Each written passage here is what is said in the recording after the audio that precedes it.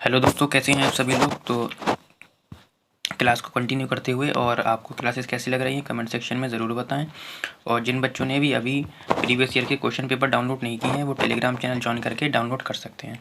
अब तक के जितने भी एग्ज़ाम हो चुके हैं सीटेट के सारे के सारे हमने टेलीग्राम चैनल पर अपलोड कर दिए हैं, तो आप लोग वहाँ से जाकर डाउनलोड कर सकते हैं। ठीक है, फिलहाल हम क्लास को शुरू करते हैं।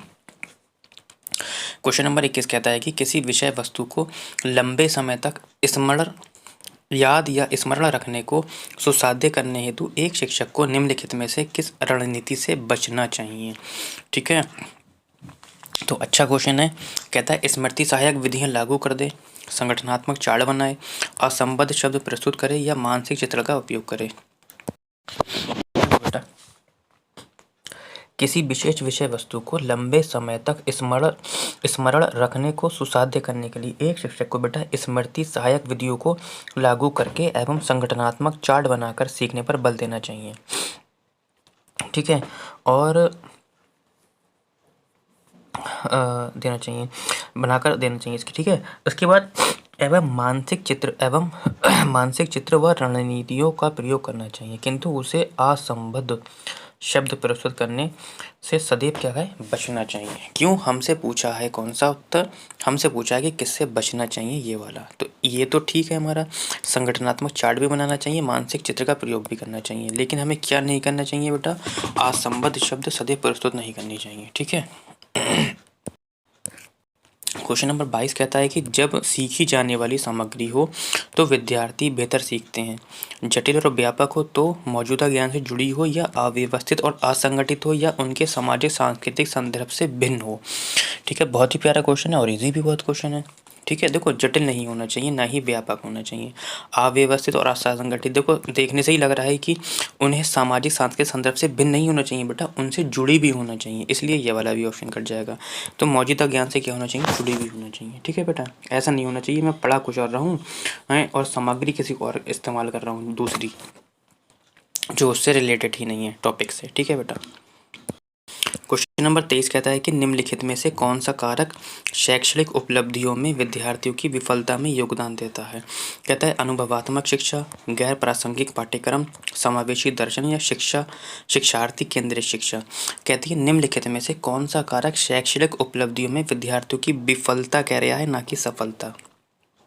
ठीक है बेटा, तो क्वेश्चन नंबर 23 का बताना। देखो अनुभवात्मक शिक्षा बिल्कुल ये होना चाहिए, समावेशी भी होना चाहिए, शिक्षार्थी केंद्रित यानी कि बाल केंद्रित भी होना चाहिए, लेकिन गैर प्रासंगिक पाठ्यक्रम नहीं होना चाहिए बेटा। क्या नहीं होना चाहिए, गैर प्रासंगिक पाठ्यक्रम, असंबद्ध उदाहरणों का प्रयोग जैसे कि कठोर परीक्षा प्रणाली एवं शिक्षक का उपेक्षित व्यवहार आदि कारक शैक्षणिक उपलब्धियों में विद्यार्थियों की विफलता में योगदान देते हैं। ठीक है बेटा। क्वेश्चन नंबर 24 कहता है कि राष्ट्रीय पाठ्यक्रम रूपरेखा या राष्ट्रीय पाठ्यचर्या रूपरेखा 2005 के अनुसार बच्चे शिक्षक द्वारा दी गई सामग्री के निष्क्रिय, देखो निगेटिव शब्द आ गया, निष्क्रिय नहीं है बेटा, सक्रिय। तो 24 में ये वाला गलत, बच्चों में अधिगम को विनियमित करने की क्षमता नहीं होती। ये तो बिल्कुल बच्चों के बारे में गलत कह रहे हैं कि बच्चों के अंदर क्षमता ही नहीं होती विनियमित करने की, बिल्कुल होती है बेटा। बच्चे रखने के माध्यम से सर्वश्रेय सीखते हैं, रखने के माध्यम से कुछ समझ नहीं आया, शायद यहाँ पे कुछ मिसप्रिंट है। बच्चे ज्ञान के निर्माण में सक्रिय भूमिका निभाते हैं। देखो उसे पढ़ने की ज़रूरत ही नहीं है सी वालों को कि क्या है, डी वाला ऑप्शन ही हमारा सब कुछ क्लियर कर देता है कि बच्चे ज्ञान के निर्माण के सक्रिय भूमिका निभाते हैं। ये राष्ट्रीय पाठ्यचर्या रूपरेखा 2005 कहती है। ठीक है, यानी कि वे नन्हे अन्वेषक यानी कि क्या होते हैं, वैज्ञानिक होते हैं जो स्वयं जिज्ञासु प्रवृत्ति के होते हैं। पूछताछ, अन्वेषण, प्रश्न पूछना, वाद विवाद, व्यवहारिक प्रयोग, विचार स्थितियों की रचना आदि बच्चों की सक्रिय व्यवस्था को क्या करते हैं, सुनिश्चित करते हैं बेटा। ठीक है। क्वेश्चन नंबर 25 ऐसा है आपका कि एक संप्रदाय को पढ़ाने के लिए एक शिक्षक को निम्नलिखित में से किस प्रयोग से बचना चाहिए। ठीक है, अब जो वो क्वेश्चन पूछ रहा है ना, तो बचना चाहिए से पूछ रहा है। पहले क्या पूछता था, इसमें से नहीं है, तो बच्चा समझने लगा था। अब उसने जो है पूछने का तरीका बदल दिया है, नहीं की जगह बचना बोल दिया उसने।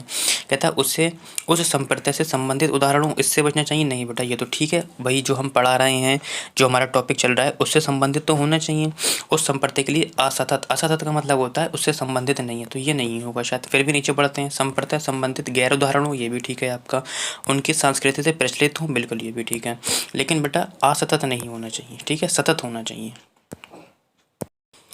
क्वेश्चन नंबर 26 कहता है कि स्वयं के ज्ञाता होने का ज्ञान या जागरूकता क्या दर्शाती है? अधिसंज्ञान कहलाती है, भ्रांति कहलाती है, स्मृति सहायक विधि कहलाती है या अभिप्रेरणा कहलाती है? देखो बेटा, स्वयं के ज्ञाता होने का ज्ञान, ठीक है, या जागरूकता अधिसंज्ञान को दर्शाती है। क्या ज्ञान या जागरूकता या अधिसंज्ञान को दर्शाती है। जो ज्ञान है वही जागरूकता भी कह सकते हैं या अधिसंज्ञान बोल सकते हैं। सामान्य स्वयं के व्यक्तित्व संबंधित व्यवहार, गुण, दोष, विशेषताओं, क्षमताओं एवं ज्ञान आदि की जागरूकता को क्या कर सकते हैं, को अधिसंज्ञान की संज्ञा दी जाती है। ठीक है बेटा, तो स्वयं के ज्ञानदाता को ज्ञान की जागरूकता क्या दर्शाती है? अधिसंज्ञान कहलाती है। ऑप्शन नंबर क्या हो जाएगा आपका? ए हो जाएगा। ठीक है। क्वेश्चन नंबर 27 कहता है कि कठिनाई की पहचान, लक्ष्य निर्धारण, संभावित समाधान और परिणामों की खोज, तदनुसार कार्य करना और परिणामों का मूल्यांकन करना निम्न में से किस प्रक्रिया में शामिल महत्वपूर्ण चरण है? आरोपण में, नकल में, समस्या समाधान में और निष्क्रिय ज्ञान। देखो, निष्क्रिय नहीं होगा, नकल नहीं होगा। आरोपण क्या है? कुछ नया करना, अचानक ही हल ढूंढ लेना। अचानक ही हल ढूंढना ये नहीं, कोहलर से संबंधित है ये आपका। ठीक है, कोहलर से संबंधित है। तो बचता क्या? समस्या समाधान। समस्या समाधान के अंदर ही ये चीज़ें आती हैं। कठिनाई की पहचान करना, लक्ष्य का निर्धारण करना, है ना, संभावित समाधान करना, तो ये सब किसके अंतर्गत आती हैं? समस्या समाधान के अंतर्गत आती हैं। देखो, एक क्वेश्चन फिर से आ गया आपका कथन और कारण का। मैंने बताया था कि आप कुछ देर के लिए इसे इग्नोर कर दीजिए और इसको इस तरीके से पढ़िए कि आप ऑप्शन पढ़ रहे हैं। शिक्षण अधिगम प्रक्रिया में भ्रांतियों की खोज और चर्चा करना सार्थक होती है। बिल्कुल, मैंने बताया था कि जो बच्चों की गलतियाँ, भ्रांतियाँ होती हैं, शिक्षण अधिगम का क्या होती है? हिस्सा होती हैं। यानी कि ऑप्शन ए तो ठीक है आपका, ये वाला ऑप्शन ठीक है। ये विद्यार्थियों को उन भ्रांतियों के बारे में सोचने का अवसर देता है और गहन जांच का नेतृत्व करने में सहायक भी होता है। तो ऑप्शन नंबर के हिसाब से अगर मैं पढ़ूँ तो बी भी ठीक है। यानी कि अब हमें दोनों ऑप्शन ये ठीक नज़र आए हैं, तो अब पहले हम ऑप्शन काट लेंगे। ए और आर दोनों गलत हैं, ए सही है, आर गलत है। अब या तो ये होगा या तो ये होगा। मैंने अब बताया था पिछली वाली वीडियो में कि यहाँ पर जब ये ऑप्शन क्लियर हो जाए तो आप यहाँ पे क्योंकि शब्द जोड़ देंगे और उसके बाद पढ़ेंगे। अगर क्योंकि के बाद कारण उत्तर देता है तो ठीक है, और नहीं देता है तो आर सही की ए की व्याख्या नहीं करता है। शिक्षण अधिगम प्रक्रिया में भ्रांतियों की खोज और चर्चा करना सार्थक है क्योंकि ये विद्यार्थियों को उन भ्रांतियों के बारे में सोचने का अवसर देता है और गहन जांच का नेतृत्व करने में सहायक होता है। बिल्कुल उत्तर मिल गया हमें। तो ऑप्शन नंबर ए और आर दोनों सही हैं। आर ए की सही व्याख्या करता है। ठीक है बेटा। कहता है कि एक्स विद्यार्थियों को बोरियत महसूस होने की संभावना है कि कहाँ पर? गतिविधियों को महत्व न दिए जाने पर, गतिविधियों को महत्व दिए जाने पर, उन्हें सफलता मिलने पर, उनकी सफलता की अपेक्षा करने पर। तो ऑप्शन 29 का आपको बताना है बेटा कि किससे विद्यार्थियों को बोरियत महसूस होने की संभावना होती है, ये बताना है। जो गतिविधियों को महत्व न दिए जाने पर, यही ऑप्शन आपको नज़र आता होगा जो निगेटिव है। महत्व देंगे तो बोर नहीं होगा, उन्हें सफलता मिलने पर भी और उनकी अपेक्षा करेंगे तब भी।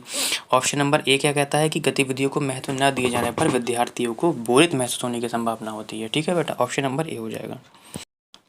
क्वेश्चन नंबर आखिरी कहता है कि निम्नलिखित में से कौन सा तरीका प्रतिपुष्टि को प्रेरक के रूप में उपयोग करने का अनुचित तरीका है?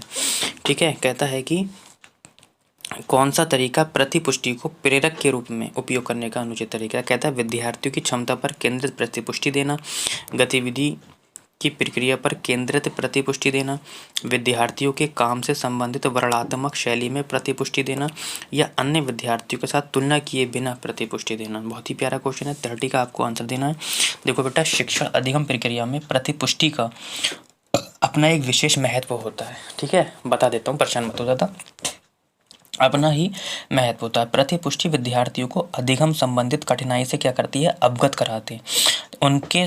उनमें सुधार तथा उपचारात्मक शिक्षण करने आदि में विशेष भूमिका निभाती है बेटा। ठीक है, सामान्यतः गतिविधि की प्रक्रिया पर केंद्रित प्रतिपुष्टि देना विद्यार्थियों के काम से संबंध। इतना बहुत है आपके लिए। फिलहाल जो आपका ऑप्शन होगा 30 का वो ए हो जाएगा कि विद्यार्थी की क्षमता पर केंद्रित पुष्टि प्रति देना। ठीक है, ऑप्शन नंबर ए हो जाएगा। ठीक है, तो क्लास बेटा कैसी लगी कमेंट सेक्शन में ज़रूर बताएं।